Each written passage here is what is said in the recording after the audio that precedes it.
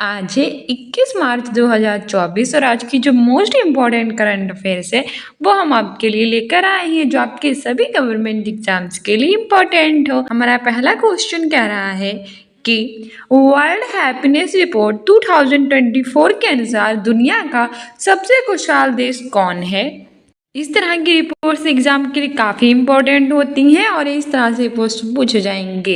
पहला है डेनमार्क, दूसरा है जर्मनी, तीसरा है फिनलैंड, चौथा है आइसलैंड। इसमें हमारा सही आंसर हो जाएगा ऑप्शन सी फिनलैंड।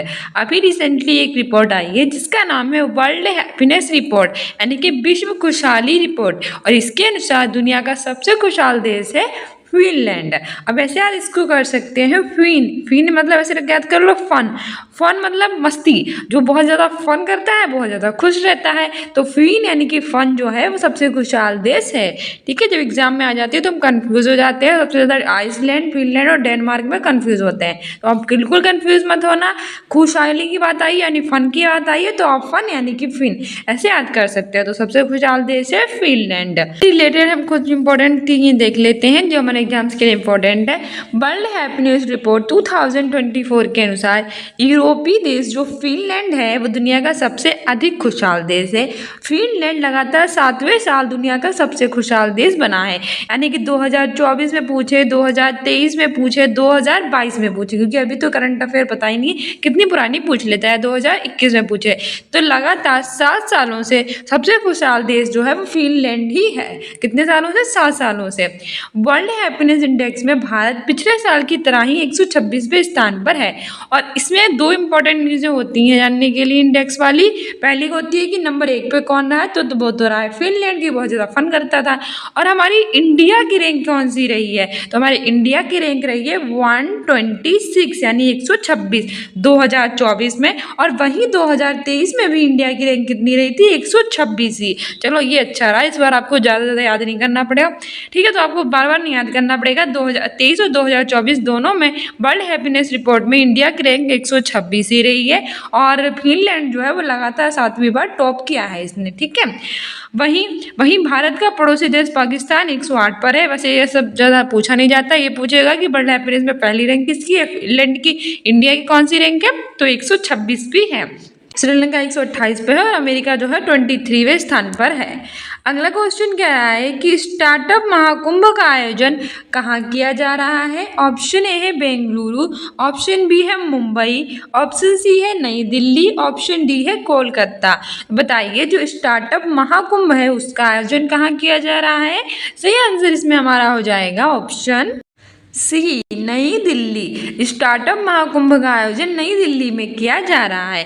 नई दिल्ली किसकी कैपिटल है, हमारे इंडिया की है, जो कब बनी थी 1911 में। पहले इंडिया की कैपिटल कौन थी, कोलकाता थी, जो कि हुगली नदी के तट पर स्थित है। बेंगलुरु की बात करें तो ये कर्नाटक की कैपिटल है, इसे भारत की सिलिकॉन वैली कहते हैं और इसरो का मुख्यालय भी यही स्थित है। और इसरो यानी Indian space research organisation Bharat की स्पेस एजेंसी है। 15 अगस्त 1969 को इसकी स्थापना हुई थी। मुंबई भारत की इकोनॉमिक कैपिटल है और वैसे ये महाराष्ट्र की कैपिटल है। कोलकाता है, ये हुगली नदी के तट पर स्थित है और पश्चिम बंगाल की कैपिटल है। ठीक है, इससे related most important current affair है कि हमारे प्रधानमंत्री नरेंद्र मोदी जी ने नई दिल्ली के भारत मंडपम के स्टार्टअप महाकुंभ का उद्घाटन किया है और इस अवसर पर उन्होंने प्रदर्शनी का भी अवलोकन किया। इस अवसर पर पीएम मोदी ने कहा कि भारत 1.25 लाख स्टार्टअप्स के साथ तीसरा सबसे बड़ा स्टार्टअप इकोसिस्टम है जिसमें 12 लाख युवा शामिल होंगे। अगला क्वेश्चन भी मोस्ट इम्पोर्टेंट है और एग्जाम में पूछा जा सकता है। बताइए कि रौद्र सत्विकम कृति के लिए किसे सरस्वती सम्मान 2023 से सम्मानित किया गया है। ऑप्शन ए है प्रभा वर्मा, ऑप्शन बी है देविका रानी, ऑप्शन सी है रघु श्रीनिवासन और ऑप्शन डी हमारा है नंदिनी गुप्ता। तो बताइए किसे सरस्वती सम्मान 2023 प्राप्त हुआ है, किसके लिए, रौद्र सत्विकम कृति के लिए। सही आंसर हो जाएगा option A Prabha Verma. Recently 2023 का जो सरस्वती सम्मान है वो प्रभा वर्मा को मिला है, सरस्वती प्रभा सरस्वती। और किसके मिला है? रौद्र सत्विकम के लिए। ठीक है, एग्जाम में पूछ सकता है कि सरस्वती सम्मान 2023 किसे मिला, तो प्रभा वर्मा को मिला। सरस्वती क्या पर प्रभा बनी है, प्रभा नहीं होता जिसे उजाला ज्योति वगैरह, तो प्रभा बनी है। और किस कृति के लिए मिला है, तो रौद्र सत्विकम के लिए मिला है, तो ऑप्शन ए सही हो जाएगा। ये जो देविका रानी है इन्हें दादा साहब फाल्के अवार्ड पहला वाला मिला था, सबसे पहले दादा साहब फाल्के अवार्ड देविका रानी को ही मिला था। रघु श्रीनिवासन को VRO यानी बॉर्डर रोड ऑर्गेनाइजेशन का नया चीफ बनाया गया है। और 2023 में दादा साहब फाल्के अवार्ड वाहिदा रहमान जी को मिला है। ठीक है, वही नंदिनी गुप्ता है, ये फेमिना मिस इंडिया 2023 बनी है, ये भी याद रखना, करंट अफेयर्स के लिए इम्पोर्टेंट है। ठीक है, केरल की प्रसिद्ध काव्यत्री और साहित्यकार प्रभा वर्मा को सरस्वती सम्मान 2023 से सम्मानित किया गया है। तो सरस्वती सम्मान कहाँ की प्रसिद्ध काव्यत्री और साहित्यकार को मिला है? केरल की है। ठीक है, जगह भी पूछ लेगा कहाँ की, तो केरल की है काव्यत्री और साहित्यकार प्रभा वर्मा जिन्हें सरस्वती सम्मान 2023 प्राप्त हुआ है। अगला क्वेश्चन कह रहा है कि हाल ही में नोक्टिस नामक विशाल ज्वालामुखी किस ग्रह पर खोजा गया है? ऑप्शन ए है मंगल, ऑप्शन बी है बृहस्पति, ऑप्शन सी है नेपच्यून, ऑप्शन डी है बुध। सही आंसर इसमें हो जाएगा ऑप्शन ए मंगल। रिसेंटली जो नोक्टिस नामक विशाल ज्वालामुखी है वो मंगल ग्रह पर खोजा गया है। तो जो है वो एक ग्रह है। हमारे सौर मंडल में कितने ग्रह होते हैं? 8। कौन कौन से? बुध, शुक्र, पृथ्वी, मंगल, बृहस्पति, शनि, अरुण और वरुण। क्रम इनका याद रखना कि क्रम से लगाने के लिए पूछ लेता है। तो हमारे सौरमंडल में कितने ग्रह हैं? 8 ग्रह हैं। कौन कौन से हैं? बुध, शुक्र, पृथ्वी, मंगल, बृहस्पति, शनि, अरुण और वरुण है। इसमें जो बुध, शुक्र, पृथ्वी, मंगल है इन्हें हम आंतरिक ग्रह कहते हैं, और जो बृहस्पति, शनि, अरुण, वरुण है इन्हें हम बाहरी ग्रह कहते हैं। इसमें से जो मंगल है इसके 2 ग्रह होते हैं, फवोस और डीमोस। और ये जो बुध होता है सूर्य के सबसे पास में होता है, और बुध और शुक्र का कोई उपग्रह नहीं होता। और जो वरुण होता है वो सूर्य से सबसे दूर में होता है, ये भी याद रखना। अगला क्वेश्चन कह रहा है कि व्लादिमीर पुतिन ने कौन से देश में 5वीं बार राष्ट्रपति का चुनाव जीता? ऑप्शन ए है श्रीलंका, ऑप्शन बी है रूस, ऑप्शन सी है अमेरिका, ऑप्शन डी है कनाडा। सही आंसर हो जाएगा ऑप्शन बी रूस। अभी रिसेंटली क्या हुआ है कि रसिया में चुनाव हो रहे थे और लगातार 5वीं बार राष्ट्रपति का चुनाव है वो व्लादिमीर पुतिन ने जीत लिया है, यानी कि फिर से रसिया के राष्ट्रपति व्लादिमीर पुतिन बन चुके हैं। रसिया की कैपिटल मॉस्को, करेंसी है रशियन रूबल, और फिर से राष्ट्रपति बने हैं व्लादिमीर पुतिन। इसी बार बने हैं 5वीं बार। वहीं श्रीलंका की कैपिटल है कोलंबस, विजयवर्धनेपुरम कोट्टम, अमेरिका की कैपिटल है वॉशिंगटन DC और कनाडा की कैपिटल है ओटावा। रूस ने 2024 में ब्रिक्स यानी ब्राजील, रूस, India, China, South Africa, BRICS के फुल फॉर्म पूछ लेता है तो याद रखना ब्राजील, रूस, इंडिया, चाइना, साउथ अफ्रीका। तो 2024 में जो ब्रिक्स की अध्यक्षता है वो भी किसने संभाली है? कि तो रूस ने 2024 में ब्रिक्स की अध्यक्षता की है। भारत ने रूस से S-400 स्क्वाड्रन खरीदे हैं। अगला क्वेश्चन कह रहा है कि हाल ही में किसे संगीत कलानिधि पुरस्कार से सम्मानित किया गया है?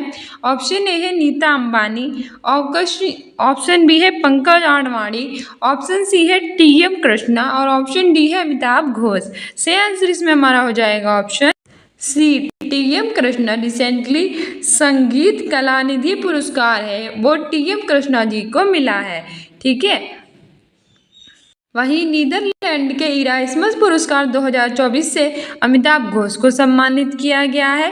मिस वर्ल्ड ह्यूमैनिटेरियन अवार्ड जीता है अंबानी को सम्मानित किया गया। वहीं मिस वर्ल्ड ह्यूमैनिटेरियन अवार्ड से नीता अंबानी जी को सम्मानित किया गया है। रिकेन यामामोटो ने 2024 में कौन सा पुरस्कार जीता? प्रित्जर पुरस्कार यानी आर्किटेक्चर नोबेल जीता है। भारत को खसरा और रूबेला चैंपियन पुरस्कार भी मिला है। मिस वर्ल्ड 2023 का खिताब क्रिस्टीना पिचकोवा ने जीता। ये इंपॉर्टेंट है, याद रखना कि मिस वर्ल्ड 2023 बनी है क्रिस्टीना पिचकोवा। जोया अख्तर और अस्मा खान ने India UK achievers achievers honours भी जीता है। ये सब एग्जाम्स के लिए इंपॉर्टेंट है, याद रखना। अगला क्वेश्चन कह रहा है कि हाल ही में खाद्य और प्रसंस्करण उद्योग मंत्रालय का अतिरिक्त प्रभार किसे दिया गया है? ऑप्शन ए है अनुराग ठाकुर, ऑप्शन बी है अर्जुन राम मेघवाल, ऑप्शन सी है स्मृति ईरानी, ऑप्शन डी है किरण रिजिजू। सही आंसर हो जाएगा हमारा इसमें ऑप्शन डी किरण रिजिजू। अभी रिसेंटली हमारी खाद्य और प्रसंस्करण उद्योग मंत्रालय का अतिरिक्त प्रभाव किरण रिजिजू जी को मिला है।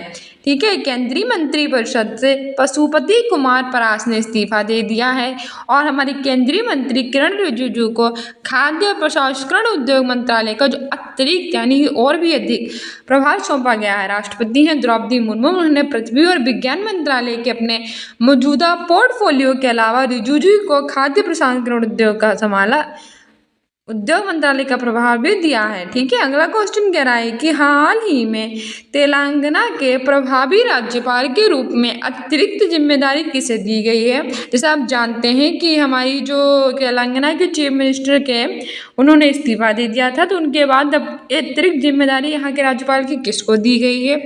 ऑप्शन ए है आनंदीबेन पटेल जो हमारी उत्तर प्रदेश की मुख्यमंत्री उत्तर प्रदेश की राज्यपाल हैं, ऑप्शन बी है कलराज मिश्र जो राजस्थान के राज्यपाल हैं, ऑप्शन सी है सीपी राधाकृष्णन, ऑप्शन डी है महेंद्र नाथ यादव। सही आंसर इसमें हमारा हो जाएगा ऑप्शन सी सीपी राधाकृष्णन जो झारखंड के राज्यपाल हैं। सीपी राधाकृष्णन उन्हें तेलंगाना के प्रभावी राज्यपाल के रूप में अतिरिक्त जिम्मेदारी दी गई है, यानी सीपी राधाकृष्णन इस समय झारखंड और तेलंगाना दोनों के राज्यपाल हैं। ठीक है, आगे बढ़ते हैं। हमारे व्याख्या कह रही है, इससे रिलेटेड इंपॉर्टेंट इन्फॉर्मेशन कह रही है कि झारखंड के जो राज्यपाल हैं सीपी राधाकृष्णन उन्हें तमिलिसाई सौंदरराजन के स्थान पर तेलंगाना के प्रभावी राज्यपाल के रूप में अतिरिक्त जिम्मेदारी दी गई। जैसे आप जानते हैं कि तेलंगाना के राज्यपाल थे तमिलिसाई सौंदरराजन और उन्होंने दे दिया है इस्तीफा, तो अब यहाँ के अतिरिक्त प्रभार के रूप में कार्यभार संभाला है झारखंड के राज्यपाल सीपी राधाकृष्णन ने।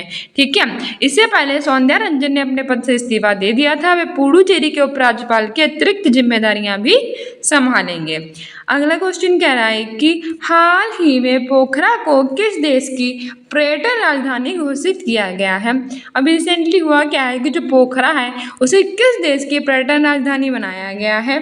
किस देश की पर्यटन राजधानी बनाया गया है? ऑप्शन ए है अफगानिस्तान, ऑप्शन बी है बांग्लादेश, ऑप्शन सी है नेपाल और ऑप्शन डी है मालदीव। सही आंसर हो जाएगा ऑप्शन सी नेपाल।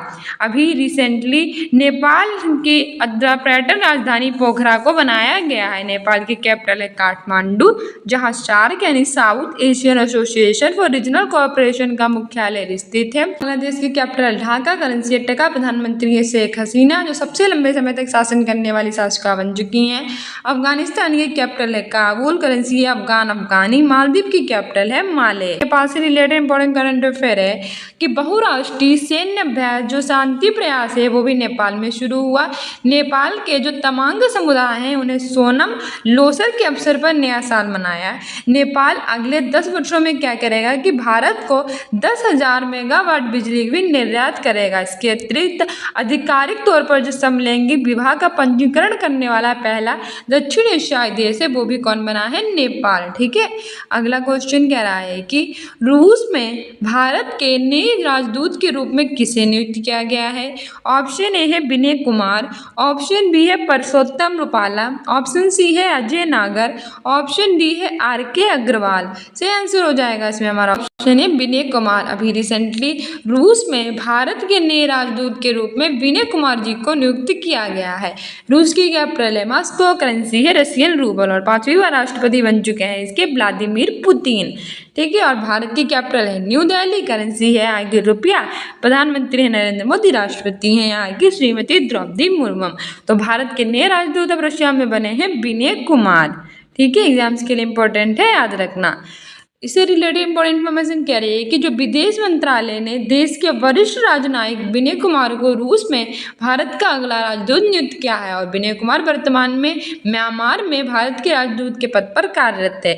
अभी तक विनय कुमार कहाँ थे? म्यांमार में, और अब कहाँ चले गए हैं? रसिया में। वहीं विनय कुमार 1992 बैच के IFS अधिकारी थे और रक्षा के क्षेत्र में भारत का रूस के साथ दीर्घकालिक और व्यापक सहयोग है। भारत सर्वाधिक हथियारों का आयात रूस से ही करता है। भारत सबसे ज़्यादा आयात कहाँ से करता है? रसिया से करता है। ठीक है। सो डियर स्टूडेंट्स, ये थी आपकी आज की मोस्ट इंपॉर्टेंट करंट अफेयर जो आपकी एग्जाम्स के लिए इंपॉर्टेंट थी। I hope you like this video. If you like it then like, subscribe and share and don't forget to subscribe this channel. मिलते हैं नेक्स्ट वीडियो में। Keep loving, keep watching, keep sharing. Thank you, bye. साथ ही आप CTET जुलाई 2024 की तैयारी करना चाहते हैं तो सुबह हमारी सीटेट प्रीवियस ईयर पेपर देखा कीजिए। हम डेली 8 बजे कराते हैं प्राइमरी लेवल के और रात के 8 बजे कराते हैं हम जूनियर लेवल के। साथ ही हम सीटेट के प्रैक्टिस सेट भी डालते हैं, उन्हें भी देखा कीजिए। और सुबह 10 बजे करंट अफेयर कराते हैं। बिहार शिक्षक भर्ती जगह सारे प्रीवियस ईयर करा रखे हैं और कम्युनिटी पोस्ट में आंसर दिया कीजिए। सभी देख डालिए, हमने ऑलरेडी प्लेलिस्ट बना रखी है। स्टूडेंट्स इन अकेडमी को आप इंस्टाग्राम और फेसबुक पर भी फॉलो कर सकते हैं अपने एग्जाम में बेटर करने के लिए। मिलते हैं नेक्स्ट वीडियो में। Keep loving, keep watching, keep sharing. Thank you, bye.